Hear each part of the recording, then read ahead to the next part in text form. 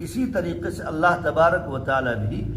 دیکھتے ہیں جب کوئی حد سے تجاوز کر جاتا ہے، کہتے ہیں بس پانی سر سے اوپر گزر گیا، پھر ان بطش ربک لشدید انہ هو یبدئ و یعید، پھر اللہ کی پکڑ بڑی سخت ہے۔ اللہ تبارک و تعالیٰ اگلی 2 آیتوں میں انسان کی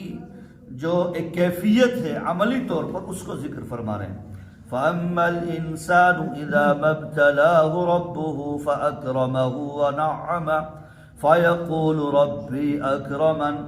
اللہ فرماتے کہ جب ہم کسی انسان کو کسی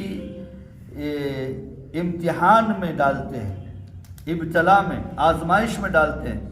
کیسے؟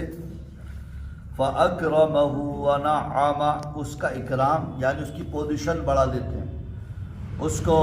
مقام مل جاتا ہے، کسی بڑے منصب پر فائز ہوتا ہے، اس کو نعمتیں بھی دیتے ہیں خوب دنیا کی، یہ بھی لے، یہ بھی لے، یہ بھی لے، یہ بھی لے، خوب دیتے ہیں اس کو، تو یوں کہتا ہے، فیقول کہتا ہے وہ کہ میرے رب نے میرا اکرام کیا، میری تعظیم کی، مجھے عزت مل گئی، یعنی پھر وہ کہتا ہے یہ تو اللہ کا فضل ہے، بس اب میرا رب کا فضل ہے۔ اور شان سے مکان میں لکھواتے ہیں بہت سی آیتیں آپ نے لکھی ہوئی دیکھی ہوں گی، ھذا من فضل ربی، اس کا مطلب یہ میرے رب کا فضل ہے، بڑی اچھی بات ہے، لیکن پوری لکھوانی چاہیے، ھذا من فضل ربی لیبلونی ااشکر ام اکفر، میرے رب کا فضل ہے، لیکن رب اس کے ذریعے سے دیکھنا چاہتا ہے آیا یہ شکر گزار بندہ بنتا ہے یا نہ شکرہ بنتا ہے، چونکہ اگر اللہ کی نعمت ہے تو شکر گزاری ہونی چاہیے، اور اگر کوئی خدا نخواستہ حالات ہے تو صبر ہونا چاہیے، یہ نہیں کہ بس اللہ نے دیا تو پھر انسان بڑائی اور تکبر اور انانیت اور ظلم اور ذاتی پر اتر جائے، نہیں، اللہ دے کر بھی آزماتے ہیں، لے کر بھی آزماتے ہیں، یہ دیکھو تو صحیح کیا کہتا ہے میرا بندہ، خوب بھر دیا اس کو جی۔ آگے پھر اس کا دوسرے کا ذکر ہے، وَأَمَّا إِذَا مَا ابْتَلَى فَقَدَرَ عَلَيْهِ رِزْقَهُ فَيَقُولُ رَبِّي أَهَانَنِ، جب تھوڑی سی سختی ہوتی ہے کسی پر، کچھ حالات سے آ جاتے ہیں، کاروبار ڈاؤن ہو جاتا ہے، گھاٹا ہو جاتا ہے، نقصان ہو جاتا ہے، فَقَدَرَ عَلَيْهِ رِزْقَهُ، اس کا رزق تنگ ہو جاتا ہے، تو کہتا ہے بندہ فَيَقُولُ رَبِّي أَهَانَنِ، اللہ نے مجھے ذلیل کر دیا، یعنی شکایت کرتا ہے، پھر شکایت کرتا پھرتا ہے۔ ایک موقع پر حضرت موسیٰ علیہ نبی علیہ الصلاۃ والتسلیم نے اللہ سے پوچھا، اے اللہ ہمیں کیسے معلوم ہو کہ تو ہم سے راضی ہے یا ناراض ہے؟ سن لو، بہت پوائنٹ کی بات ہے، اگرچہ کوئی بات نہیں، آپ حضرات اس کو ہلکے میں سمجھتے ہو، لیکن یہ قرآن کا درس ہے مسلمانوں، جس دن مسلمان قرآن کو سمجھ لے گا تو پھر اسے کسی اور چیز کی ضرورت نہیں ہے، قلت اور کثرت تو کوئی بات نہیں، چاہے 2 بھی ہمیں تو ثواب مل ہی جائے گا، مگر اس کے لیے بڑی محنت کرنی پڑتی ہے، 4-5 روز اسٹڈی کرنی پڑتی ہے، اور میں عصر کی نماز پڑھ کے 4 بجے نکلا تھا، 7:30 بجے بالکل نماز کے ٹائم پہنچا، 3.5 گھنٹے لگ گئے صرف قرآن کی برکت سے۔ تو اس کی تعظیم اور اس کی تکریم اور اس کی عظمت ہمیں بھی ہونا چاہیے، اور ہمیں انتظار بھی رہنا چاہیے۔ تو بہرحال موسیٰ علیہ نبی علیہ الصلاۃ والتسلیم کو اللہ نے فرمایا کہ اے موسیٰ، جب میں اپنے بندے کو دیتا ہوں تو کسی سے کہتا نہیں، کسی سے نہیں کہتا، فرشتوں کو بھی نہیں بتلاتا میں نے فلاں کو یہ دیا، لیکن مجھے اس بندے پر بڑا افسوس اور بڑا غصہ آتا ہے، ذرا سا اگر میں کچھ اس سے لے لیتا ہوں تو اس سے کہتا ہے جی ایسا ہو گیا، اس سے کہتا ہے، اس سے کہتا ہے، جب میرا بندہ میرے غیر سے میری شکایت کرتا ہے تو میں اس سے ناراض ہوتا ہوں۔ سن لینا بات، جب کوئی بندہ اللہ کی شکایت، اب ماں باپ کی شکایت اگر اولاد کسی پڑوسی سے کرے تو ماں باپ کو غصہ نہیں آئے گا، حالانکہ ماں باپ تو تنبیہ کرتے ہیں اس لیے کہ اس کی تربیت ہو جائے اور اس کا فیوچر بن جائے، لیکن وہ شکایت کرتا پھرتا ہے تو پھر ماں باپ خوش ہوں گے اس سے تو شاید میرے خیال سے ناراض ہو۔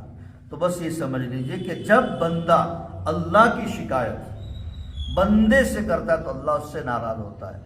ہاں اگر خدا نہ خواستہ کچھ حالات ہو کہ بھئی اللہ کا شکر ہے، حالات تو ٹھیک ہے، رضا بالقضا، جس حال میں بھی اللہ رکھے ہم راضی تو ہیں، مگر تھوڑا کاروبار کی حالت یہ ہے، اگر بطور مشورہ ہمدردی کسی اپنے شیخ سے، بڑے سے، عالم سے، بزرگ سے اگر بیان کر دے تو اس میں تو کوئی حرج نہیں، لیکن شکایت طور پر نہ کر، شکایت کے طور پر نہ ہو۔ بہرحال آگے پھر اللہ تعالیٰ فرماتے کلا بل لا تکرمون الیتیم ولا تحاضون علی طعام المسکین وتأکلون التراث اکلا لما۔ اللہ تعالیٰ نے قرآن کریم میں جگہ جگہ یتیم کو کھلانے، مسکین کی کھلانے کی ترغیب اور مرے ہوئے کا مال نہ کھانے کی تلقین دی، جگہ جگہ یہ قرآن کریم میں تلقین آتی ہے۔ ایک بات یہ بھی معلوم ہوتی ہے کہ اللہ تبارک و تعالیٰ بعض لوگوں کا رزق بعض کے وایا بھیجتے ہیں،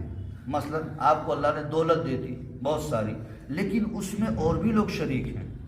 اس کا اب حق یہ ہے کہ اس کو تقسیم کیا جائے۔ آپ تقسیم کرتے رہیں گے، آتا رہے گا معاملہ، اور اگر روک دیں گے، آپ اس کو اسٹاپ کر دیں گے، وہاں سے بھی اسٹاپ ہو جائے گا۔ بات سمجھ میں آئی؟ تو اس لیے ہمیں چاہیے کہ ہم یتیم کا اکرام کریں، اس کی تکریم کریں، اور مسکین کو نہ دھتکارے، اس کو جھڑکے نہیں، اور وَتَأْكُلُونَ التُّرَاثَ أَكْلًا لَمًّا، مرے ہوئے کا یعنی میراث کا جو مال ہے، جو وارثین کا مال ہے، یتیموں کا مال ہے، اس پر نیت رکھیں کہ کوئی مر گیا تو فوراً نیت رکھ لی مال پہ کہ مر گیا، اب تو بچے چھوٹے چھوٹے ہیں، بس کسی طریقے سے میں اس کو ہڑپ لوں، جیسے عموماً چچا تایا اپنے کمزور بھتیجوں کے ساتھ ظلم و زیادتی کرتے، یہ غلط بات ہے۔ وَتُحِبُّونَ الْمَالَ حُبًّا جَمًّا،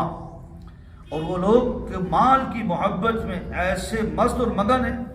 اگرچہ مال کی محبت فطری آپ کو بھی ہے، سب کو محبت الگ چیز ہے تھوڑی سی ہو، لیکن اس میں یہ نہ ہو کہ بس ہر وقت آدمی اسی میں ڈوبا رہے، جیسا کہ مجنوں کی حالت ہوتی ہے کہ اس کو نہ کھانا نہ پینا، بس وہ لیلا کے چکر میں۔ تو مال کی محبت تو ہوتی ہے فطری طور پر، مگر اتنی نہ ہو کہ سارا کام بھول جائے آدمی۔ کلا اذا دکت الارض دکا وجاء ربك والملك صفا صفا وجيء يومئذ بجهنم يومئذ يتذكر الانسان وانى له الذكرى۔ پھر اللہ نے تھوڑا سا آخرت کا ذکر فرمایا اور کہا سن لو، وہ لوگ جو ان مرضوں میں مبتلا ہیں، مال کی محبت میں، دوسروں کا مال کھانے میں اور دیگر چیزوں میں، ان کو یاد رہے کہ کل ایک دن ایسا آئے گا کہ اللہ ساری زمین کو برابر کر دے گا، بالکل پلین، بالکل جیسا کہ پریز کا روڈ ہوتا ہے، ایسا یہ پہاڑ، یہ شجر، یہ اجر کچھ بھی نہیں ہوگا۔ دکت الارض دکن دکا، بالکل برابر، بالکل ایسا جیسے یہ پیچھا ہوا، کوئی نہیں، سب برابر، سب جمع ہو جائیں گے۔